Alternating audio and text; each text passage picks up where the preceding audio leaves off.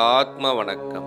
ஆத்மபிதா சுவாமி சிவானந்த பரமஹம்சர் அவர்கள் அருளிய 3 நிலைமைகள்: ஜாக்கிரதை, சொப்பனம், சுழுத்தி. சுவாமி, விசாரமே உருவம் என்றும் உருவம் விசாரமாகும் என்றும் கற்பித்தீர்கள் அல்லவா? எனில் அப்படியே காணப்பட்டு வருகின்றது.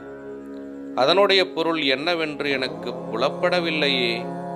இப்படி கேட்கப்படுவதும் காணப்படுவதும் அறியப்படுவதும் ஒன்றுமில்லாததாகும்.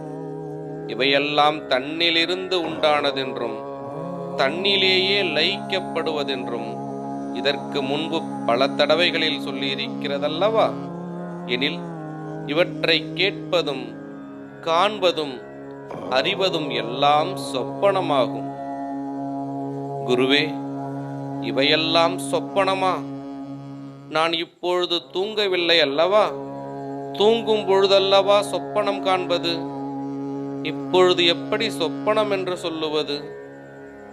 ஓஹோ, நீர் இப்பொழுது உணர்வோடுதான் இருக்கின்றீரோ? ஒரு காலும் இல்லை, இப்பொழுது தூங்குவதாகும். அத்தூக்கத்தில் கேட்பதும் காண்பதும் அறிவதுமாகும் இவையெல்லாம். சுவாமி, என்ன இவ்விதம் கற்பிக்கிறீர்கள்? நான் தூங்கும் பொழுது யாதொன்றும் அறிவதில்லை. இப்பொழுது நான் உணர்வுடன் இருப்பதாகும். அதனாலேதான் இவையெல்லாம் கேட்பதற்கும் காண்பதற்கும் அறிவதற்கும் வழியானது. இவ்விதம் இருக்க இது தூக்கம் என்றும் இக்காணுவதெல்லாம் சொப்பனம் என்றும் சொல்லுவதை எவ்விதத்தில் நம்புவது? எனில் உங்களுக்கு இப்பொழுது தூக்கம் தெளிந்திருக்கிறதல்லவா? தூக்கம் தெளிந்திருக்கிற நிலைமைக்கு என்னவென்று சொல்ல வேண்டும்? இந்த நிலைமைக்கு ஜாக்கிரதை என்றாகும். எத்தனை நிலைமைகள் உண்டு? 3 நிலைமைகள் உண்டு. அவை என்னென்னவாகும்? ஜாக்கிரதை, சொப்பனம், சுழுத்தி. இப்பொழுது எந்த நிலைமையாகும்? ஜாக்கிரதையாகும். ஜாக்கிரதை என்று சொல்லப்படுவது என்ன? உணர்வோடு இருக்கிறது. இப்பொழுது உமக்கு உணர்வுண்டோ? உணர்வு உண்டு. உணர்வுண்டானால் உம்மை நீர் அறிய வேண்டியதல்லவா? ஆம், அறிய வேண்டியதாகும். அப்படியாயின் உம்மை யாராகும் என்று அறிந்திருக்கிறீரா? இல்லை, என்னை நான் யார் என்று அறிந்ததில்லை. உம்மை நீர் அறிந்ததில்லை என்று நீர்தானே சொல்லுகிறீர்.